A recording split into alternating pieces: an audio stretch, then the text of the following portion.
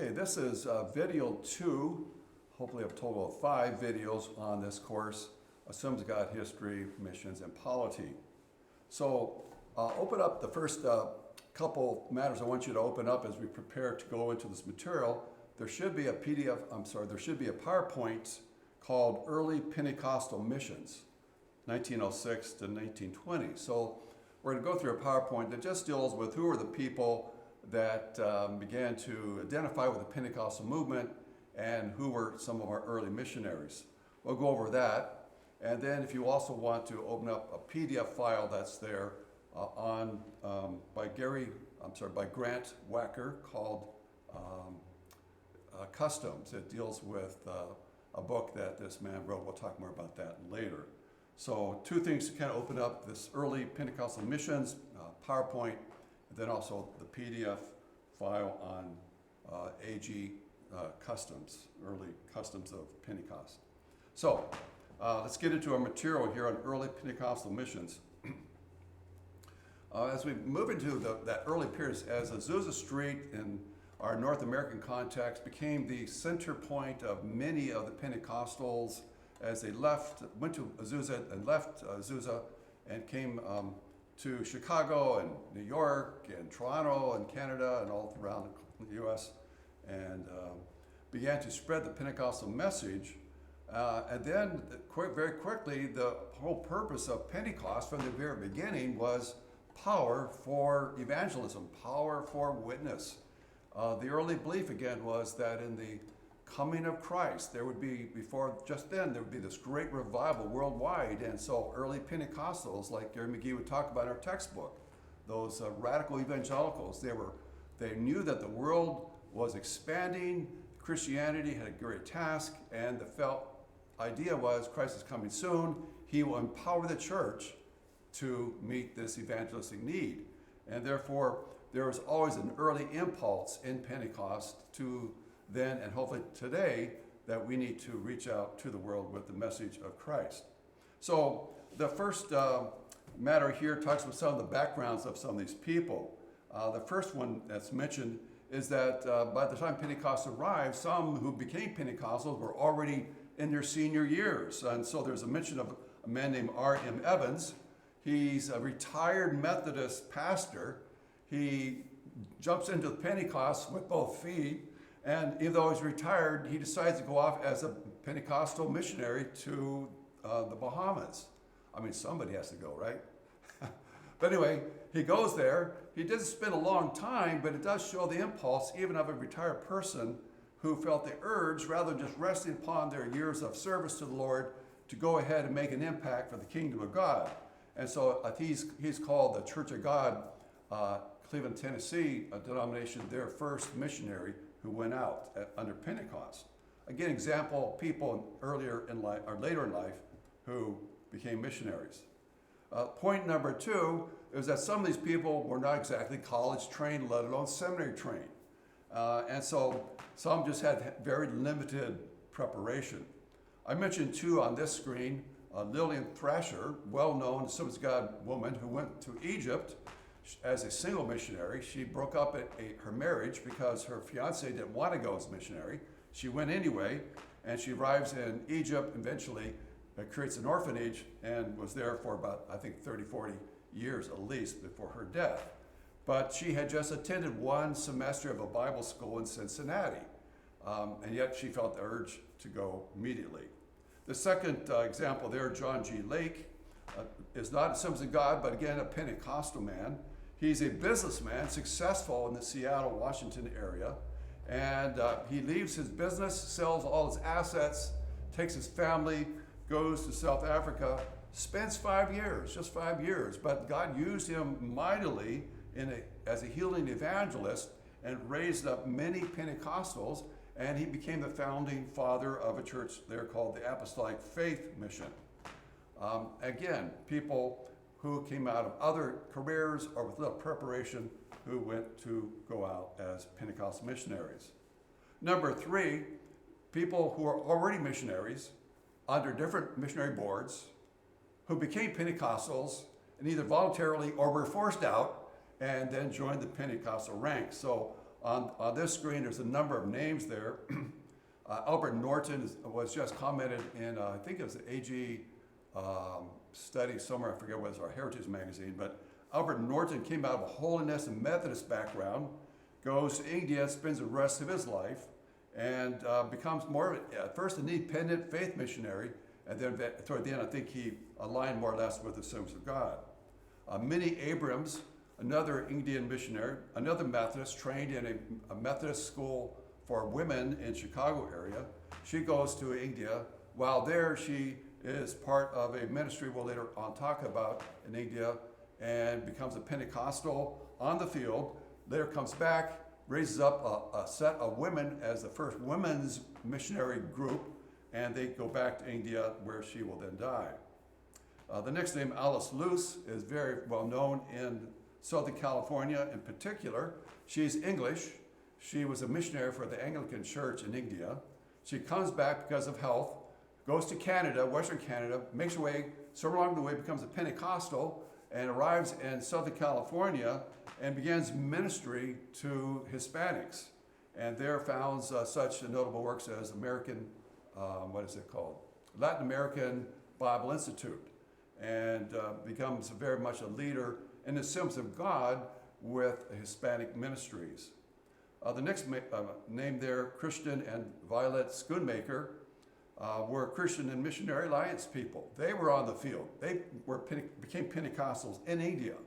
Come back to the United States. They're Canadians, and then they joined the Assemblies of God, and they returned to India, where unfortunately he died within just a couple of years. But nevertheless, again, the point being is that for people who are missionaries from another board, they became Pentecostals and joined the Pentecostal movement. Victor Plymire is, I believe, the uncle to George Wood, and he was again a Christian and Missionary Alliance missionary. He was in China, Tibet, becomes Pentecostal, returns there, and for the rest of his life ministered in that part of the world. Even when the communists take over, they moved out of that region into a big place like Taiwan, and there continued ministry. Again, someone who was already a missionary who became a Pentecostal. The last name there, Willis and Mary Hoover, never became Assemblies of God, but they were Methodist missionaries in Chile. Pentecost came because they received a letter and a booklet from Minnie Abrams, mentioned above, and there in Chile became Pentecostal, and the Methodist Church didn't really care for that, so they formed a new church called the Methodist, I think it's Methodist Pentecostal Church, something like that. And here's a whole new church again, branch opened up that was Pentecostal, again by people who are already on the field. So the idea is that the background of early Pentecostals was quite interesting. Some were retired people, some were just fire of God in their hearts, and they just left the field with a little preparation, went for the field. And then others who were already very experienced see the missionaries, and they joined the Pentecostal movement. Number 4 here just mentions some of the early Pentecostal schools that opened up, particularly had a missionary emphasis. The first name here, Henry Garlock, is going to go off to Africa. He came from a school in New Jersey, Beulah Heights. The next name, Marion Keller, comes from Elam Bible Institute, which is still in existence today in New York State. Many Assemblies of God ministers have been trained there at Elam Bible Institute, even yet today.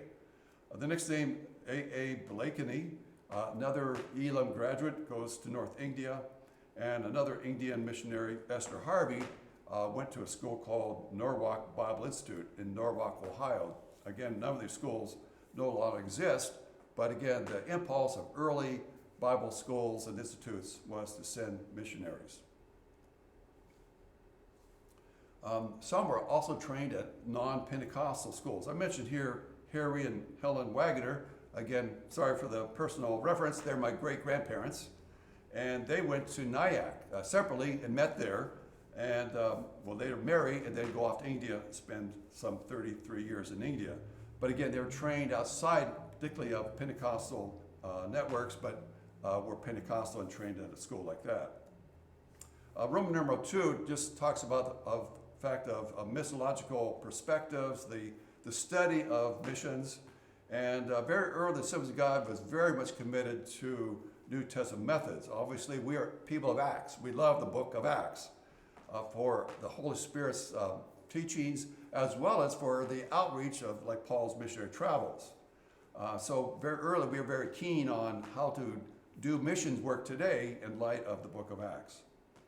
The pith helmet there is just an indicator that no matter whether you're Pentecostal or not, missionary in the field from Western countries always had a danger of taking control, starting organizations, running them without proper due regard for the local leadership.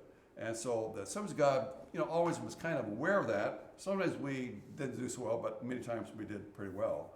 On the next screen, it just continues on that idea. Number 3, some of the indigenous church principles of self-governing, self-supporting, self-propagating deal with the issues of missiology from the 19th century. These names there are names of people that formed these ideas. The next screen shows a picture of a woman, Alice Luce, who we had just mentioned, and she's important because she had studied these principles and she formally introduced them through the missionary writings in the Pentecostal Evangelists. So in 1921, she wrote a series of articles dealing with that. The Roman numeral 3 just talks about some of the administrative background of the Assemblies of God, and J. Roswell Flower was one of the first missionary secretaries or directors of the missions department. We could talk more about him, but he was a very influential person. He later became our Assemblies of God General Secretary for many years. Screen number, the next point up there, number 4, William Fox was another man in that sequence of leadership. Number 5, in the process of developing missionaries on the field, where there were a number of missionaries in the field, they began to form their own district councils, just like we have Ohio District Ministry Network. They began to form like North India District Council or South China District Council. And it's kind of interesting to see they were thinking themselves in kind of that district mentality as a separate entity rather than just a missionary extension. The next screen shows a great couple that formed much important role in the Assemblies of God, Ora and Noel Perkin. He was a Canadian, was a missionary field, came back and was working in, I believe, in Canada and then New York State, and then came to Spring eventually and worked his way up to that office. Finally, he became director and was there for a number of years and served until 1959. So he's been the longest serving missionary director in the Assemblies of God. So the last screen on this PowerPoint deals with the Pentecost movement being mission-minded. Again, the background of people, they were both denominational missions background, independent missionary backgrounds, faith missionaries going out, becoming Pentecostal.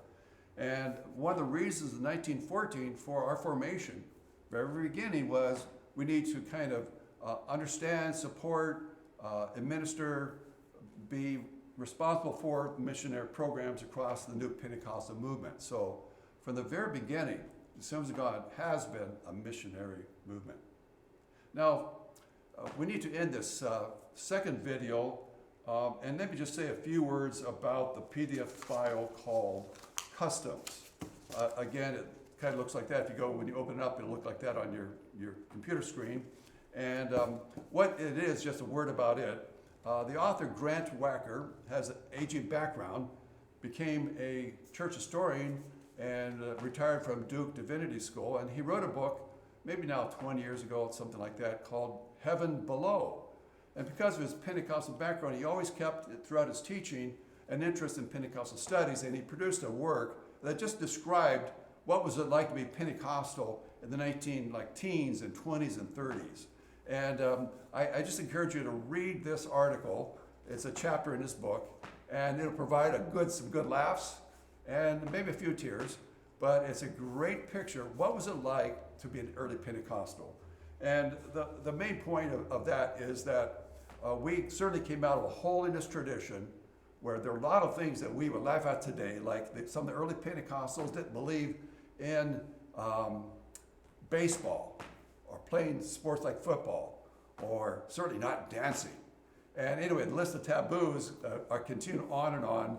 and a dress of women in particular were picked on by early Pentecostals. You can always tell a Pentecostal woman by her appearance.